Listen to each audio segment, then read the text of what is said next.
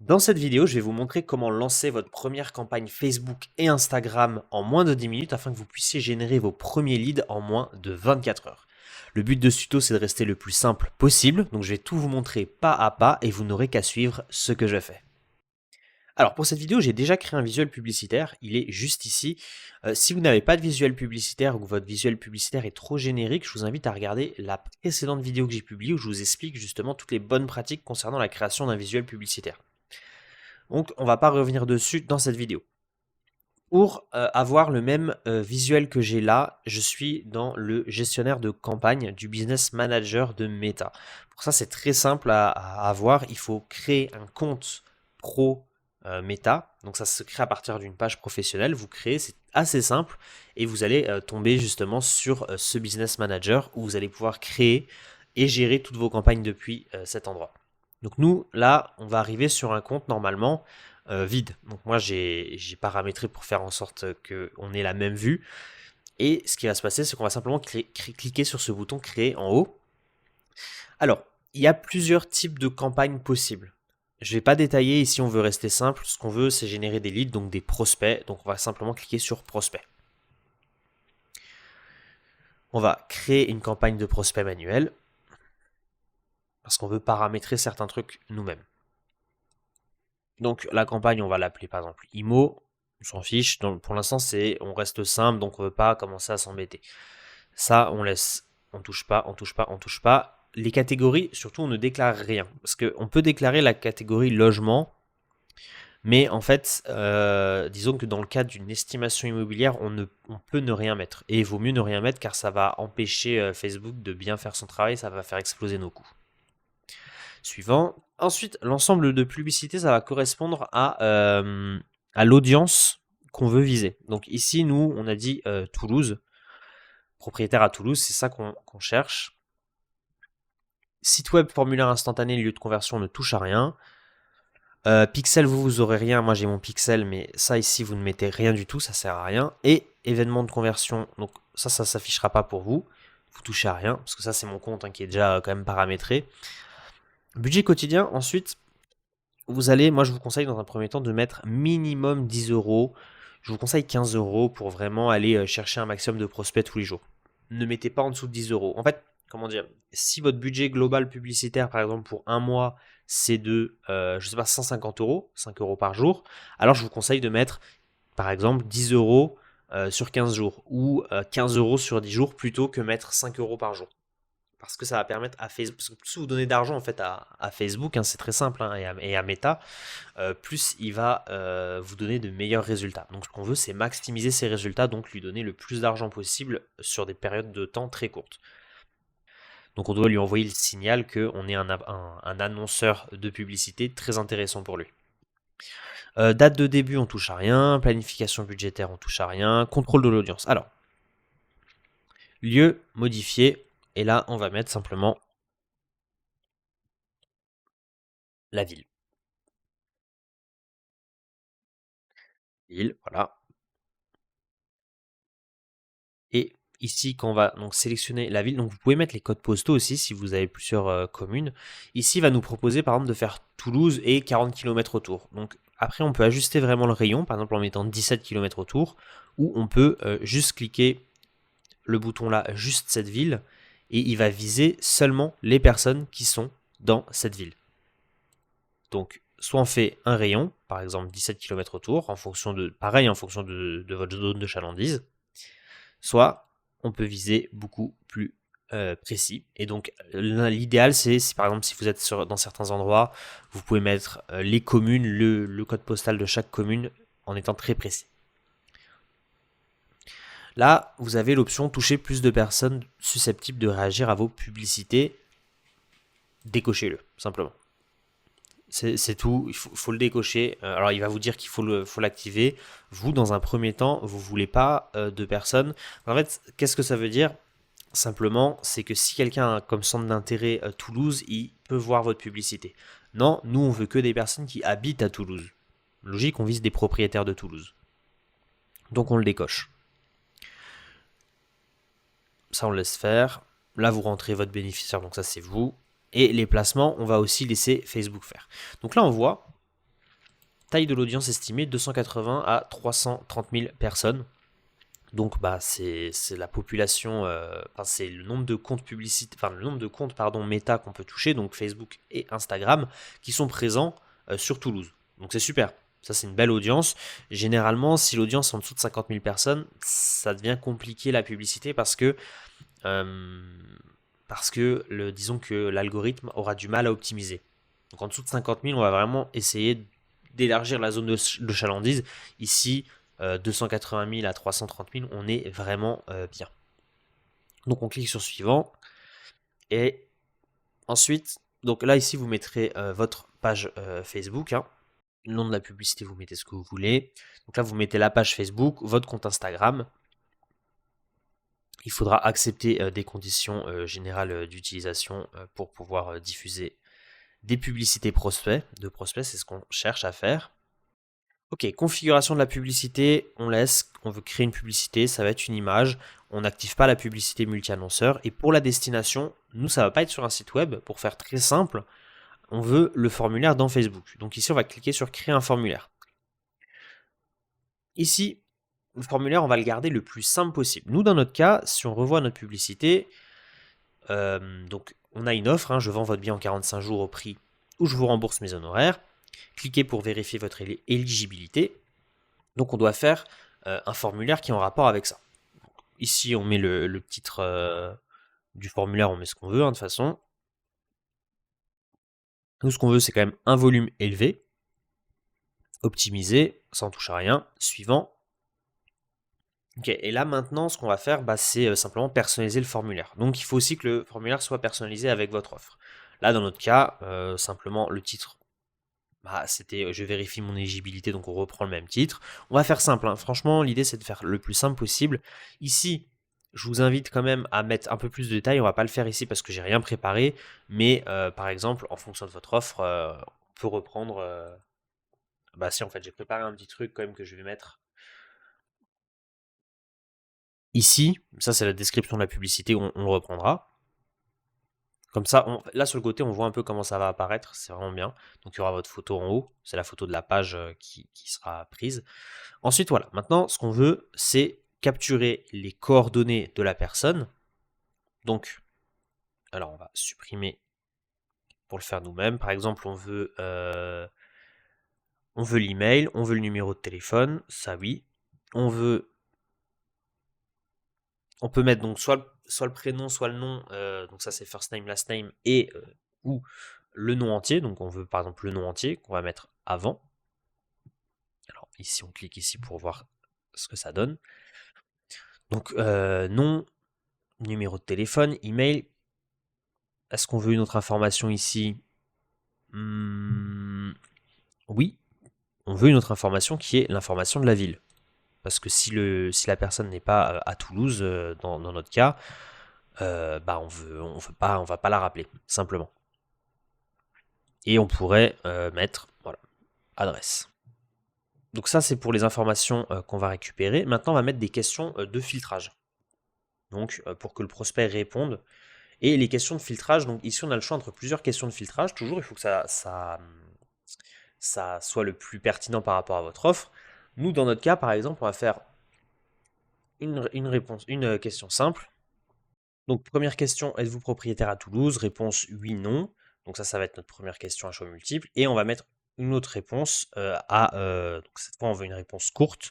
Par exemple, surface du bien. Ou par exemple, type de bien. Ça, c'est vous qui décidez, mais en fait, ça permet d'avoir une deuxième question. Ça va permettre de vraiment qualifier et être sûr d'avoir des personnes intéressantes. Par exemple, type. Vous pouvez faire type de bien et mettre pareil un choix multiple en mettant genre appartement, maison, commerce, en fonction de ce que vous faites. Là, on va mettre juste surface du bien. Et on va laisser la personne, donc on voit surface du bien, la personne peut répondre. Alors là, c'est en anglais. Pour enlever l'anglais, vous allez dans paramètres et vous mettez français. Simplement, hop, voilà. Super important. Donc là, on voit à quoi va ressembler le formulaire. Hop. surface du bien et les informations. Nom, numéro de téléphone, email, ville, adresse. Super, c'est exactement ce qu'on veut. Donc, on n'ajoute pas trop de questions, c'est ce qu'il nous dit, hein, parce que sinon, le formulaire, ça va réduire le nombre de prospects qu'il va envoyer, forcément. Donc là, on a 2 questions, c'est très bien. On peut en mettre 3, on va jamais aller au-dessus de 3. Ensuite, suivant, là, vous allez mettre le lien vers votre politique de confidentialité. Donc, si vous êtes dans un réseau de mandataires, vous pouvez directement mettre le lien là. Si vous avez votre agence, vous avez forcément une politique de confidentialité. Je vous invite vraiment à mettre le lien là. Donc voilà, j'ai rajouté un lien.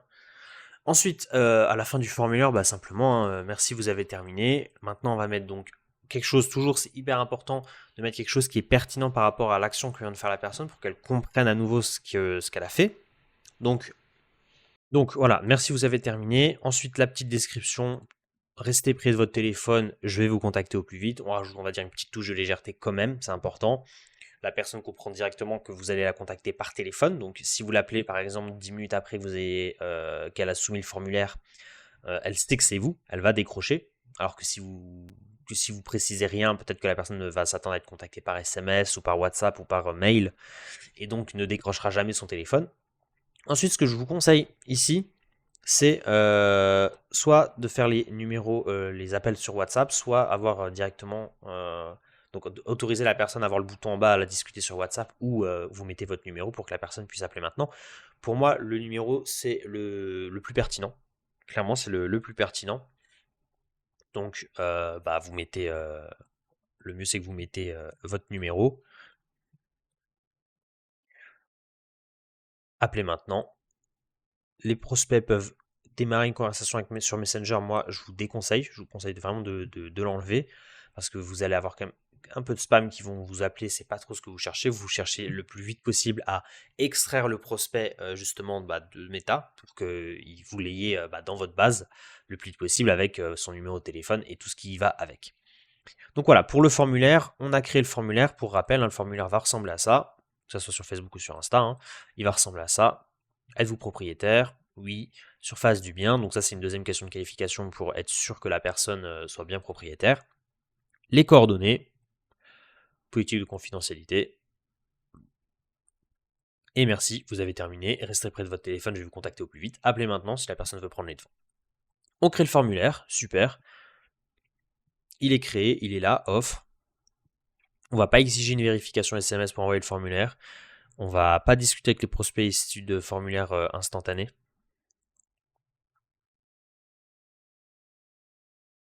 Ça on fait pas. Dans un premier temps, on reste simple, on ne configure pas de Google Sheet, on ne configure pas de CRM. Va falloir que vous faites, entre guillemets, vous-même à la main, d'aller vérifier s'il y a de nouveaux prospects. Et ensuite, maintenant, le plus important, c'est qu'on a configuré le formulaire, on a configuré ici l'audience, donc Toulouse, on a configuré la campagne tout en haut. Maintenant, simplement, on va configurer le visuel. Donc ici, dans contenu publicitaire, configurer le contenu publicitaire, publicité image. Et ici, on va simplement importer le template qu'on avait. Suivant. On garde original partout. D'accord. Donc parfois, il va mettre ça lui-même, donc vous mettez bien original partout. Suivant. Ensuite, texte. Moi, j'avais préparé un texte. J'avais préparé ensuite une description, un titre. Donc le titre, ça va être un peu l'appel à l'action, simplement, ça va être l'appel à l'action. Moi, par exemple, vous proposez l'estimation simplement du bien. Vous avez l'offre classique des agents immobiliers, vous proposez l'estimation du bien. Ça peut être je réserve mon estimation, par exemple, quelque chose comme ça. Il faut vraiment que l'appel à l'action, donc qui va être là ici dans le titre, soit toujours en rapport avec l'offre. Et pour la description, moi je vous conseille, c'est juste vous mettez 5 petites étoiles. Et voilà, tout simplement. En savoir plus, moi je garde toujours en savoir plus ici. Si vous pensez qu'il y a quelque chose de plus pertinent par rapport à ce que à l'offre que vous avez, vous pouvez le mettre. Suivant. Ensuite, les améliorations. Les améliorations, moi généralement, je laisse tout. Il y en a qui enlèvent, il y en a qui laissent, il y en a qui disent qu'il ne faut pas mettre. moi je vois pas l'intérêt de pas mettre, parce que notamment les musiques ça peut être intéressant, les superpositions ça peut être intéressant, donc clairement moi je laisse Facebook faire au maximum pour ça. Et voilà, on a ici vous touchez à rien en bas, mais on a tout configuré, donc on a le visuel, le texte, le formulaire, l'audience, la campagne. Vous n'avez plus qu'à cliquer sur publier.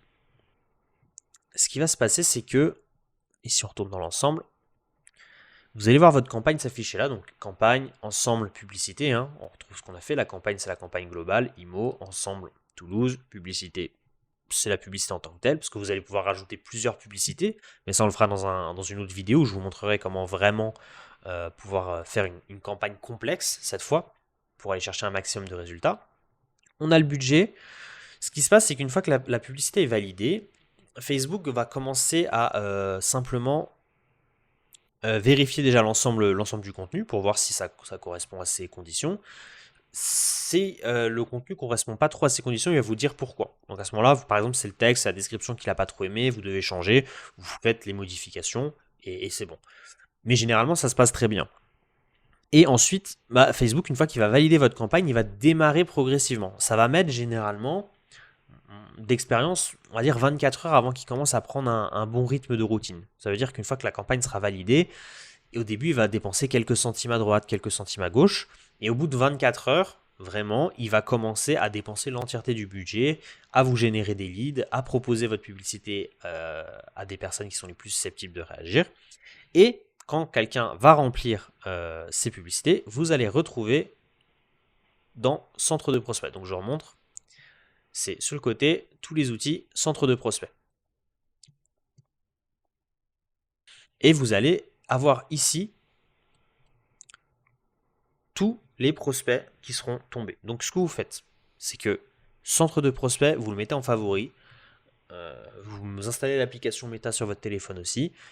Et vous utilisez le CRM que vous propose Meta, simplement. Donc dès que vous appelez quelqu'un, tac, qualifié, converti, ou si la personne n'est pas qualifiée, vous l'enlevez. Ok, donc on a vu comment créer une campagne. C'est relativement simple si on sait où cliquer. Donc moi je vous invite vraiment à faire la même chose. Vous créez votre visuel. Vous pouvez donc soit reprendre le visuel que j'ai fait, soit voir l'autre vidéo que j'ai fait sur les visuels. Ça permet de assez rapidement créer son visuel. Vous faites la campagne comme je vous ai montré. Vous la lancez et en moins de 24 heures, vous allez commencer à récolter vos premiers résultats. Donc cette vidéo touche à sa fin. Vous pouvez dès maintenant lancer votre première campagne. Vous prenez votre téléphone et surtout vous rappelez tout le monde le plus vite possible pour avoir ces rendez-vous d'estimation et pour rentrer des mandats. Je vous invite à visionner la vidéo qui vous montre comment faire ces visuels publicitaires et aussi comment vous allez pouvoir créer votre offre autour de ça. Si vous souhaitez installer un système complet d'acquisition de mandats pour votre activité, je vous ai mis un lien en description. Vous prenez rendez-vous et on en discute. Et moi je vous dis à tout de suite.